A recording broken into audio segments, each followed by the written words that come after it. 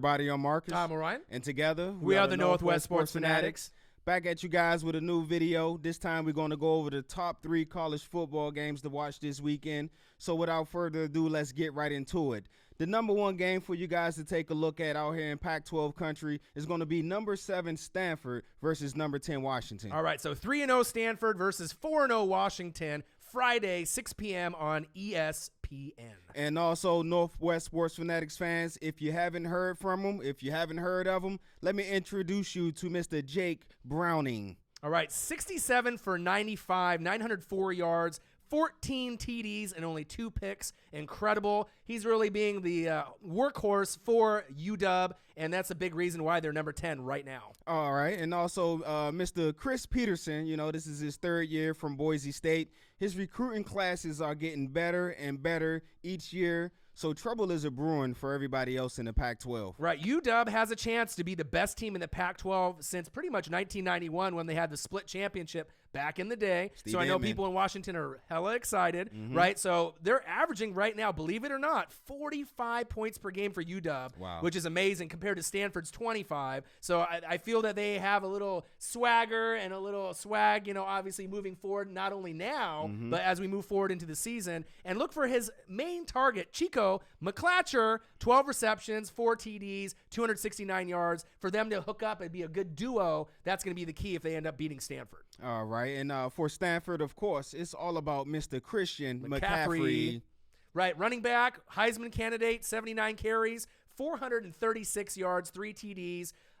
What can this man not do? He was runner-up in the Heisman last year. You know, he's even leading the team in receptions. 12 receptions, 1 TD, 119 yards receiving. So this man really does everything. Like we mentioned in the last video, he's very Kickoff polished. returns, punt returns. Right, he can do it all. Special teams, he can run the ball, he can catch the ball. So if they are going to win this game on the road and claim the Pac-12 dominance as the best team, they're going to need a huge game from Christian McCaffrey. And that 25 points per game, of course, their scoring numbers are down. The transition from last year from Mr. Kevin Hogan, who was solid for him, to Ryan Burns this year hasn't gone as smooth as expected. Right, so they're looking for a little bit more competitiveness, a little bit more assurance from their quarterback, but if he has a huge game on the road, maybe that'll kind of silence the doubters that Stanford is the best team compared to UW. All right, so let's go on to the next game. The number 8 Wisconsin Badgers, and they're going up against the number 4 Michigan Wolverines. Ooh, this Big Ten smash mouth game is exciting. Both teams are 4-0. It's going to be at Saturday, 12:30 on ABC. And of course, Michigan, Mr. Jim Harbaugh, he has brought that toughness back to Michigan. Check this out. Their defense is ranked number 1 in third downs. Okay. They also lead the country in sacks and also tackle for losses. So the stats could be a little misleading because of the based on the competition that they've been playing. But this game is going to let you know if they the truth, if they legit or nah. Right. So quarterback Wilton Spite, he's a junior, 72 for 114, 875 yards, 9 TDs and 1 pick. So he's slowly progressing, getting better and better each game. Michigan is a horse. They're averaging 52 points per game. Wow. It's almost like the Charles Woodson, you know, in the late 90s Michigan era. But the thing that I'm really excited about is their defense. They're only allowing 13 points per game. They got sophomore do-it-all player Jabril Peppers, one of my favorites and yours. This guy plays defense, but not only does he play linebacker, he splits at safety. And the rumor is, with obviously Mr. Harbaugh at coach, he's going to get to play offense this weekend. Wow. He wants an increased role. He came to the coaching staff. They agreed. So look for him to get the ball in maybe some kind of running or receiving situations. He's got 9.5 tackles for loss, 33 tackles, and he's going to be one of the highest picks in the draft, definitely top 10 moving forward into the new upcoming 2017 NFL draft. Now, we didn't have him on our Heisman hopefuls, but you can definitely add him to that list. Now, for the Wisconsin Badgers, when you think of Wisconsin, you think smash mouth football, good offensive linemen, great running backs, Ron Dane, Monty Ball, James White. They have a guy right now called Mr. Corey Clement, and he's having a pretty good year, averaging over 4 yards per carry. He's a stud. He's a senior, 65 carries for 251 yards. He's got 5 rushing TDs. They're going to have to really lean on him to be able to get some good production. I think they have to be at least, you know, within probably about 7 to 10 points in the first half, because if Michigan has a lead at half by more than 10, it's really hard to come back. But the big thing, the key in the game is going to be the defense. They're only allowing 11.8 points per game. Michigan is about 13, so something's got to give. One of these teams is going to score and the other isn't. So I don't assume it's going to be like a 9-6 field goal game like maybe LSU, Alabama. I'm thinking it might be in the 30s, but we'll have to kind of wait and see on which team can impose their will and take the Big Ten crown moving forward. All right, also for Wisconsin, watch out for Mr. T.J. Watt.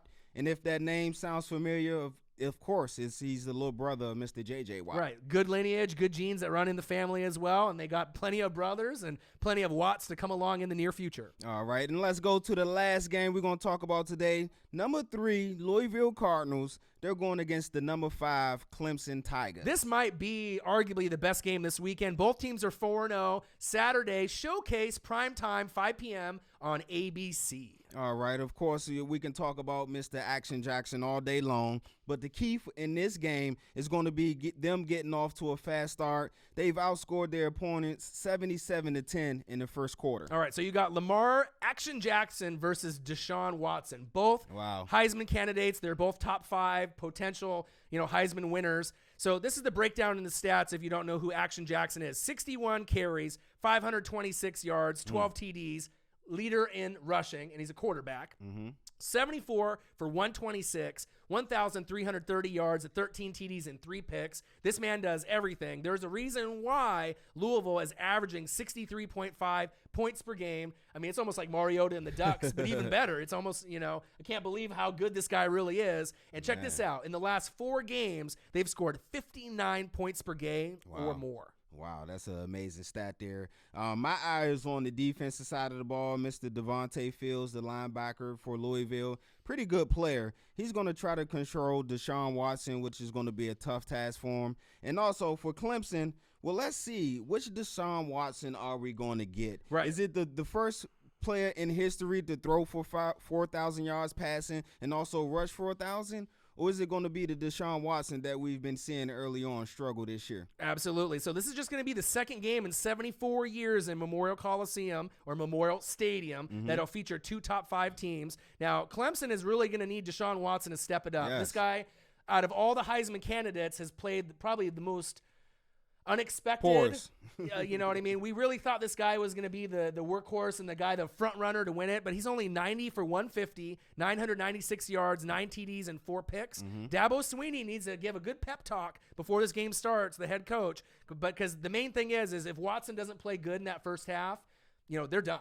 So they lost 8 starters on defense, right? So people are thinking, what's going to happen with them? But they rank number 3 in total defense, 218 yards per game. They're number 5 in scoring defense, only 11 points per game allowed. So they are legit, and they're going to have to go against Louisville's top offense, 682 yards, obviously per game, 63.5 scoring offense, points per game, and they're number 1 in first downs, 125. So it'll be the battle of the offense in the trenches with obviously Action Jackson, and then the defense obviously by Clemson and Dabo Swinney. All right, and for Clemson, Mr. Deshaun Watson, he has an amazing target. If you look at the wide receiver lineage that came out recently from Clemson, you got DeAndre Hopkins, you got Sammy Watkins, you got Martavius Bryant, and now you have a man called Mr. Mike Williams. Right, a stud, their top playmaker. So if they're going to win this game, Deshaun Watson and Mike Williams probably have to connect at least 3 times for touchdowns to keep it competitive and move forward and get this huge win that might propel Clemson from number 5 all the way up to maybe number 2 or number 3. And, of course, the goal is to be in the top 4 at the end of the year. Right, college football playoff, you got to get there. So there you have it, our top 3 college football games for you guys to check out this weekend.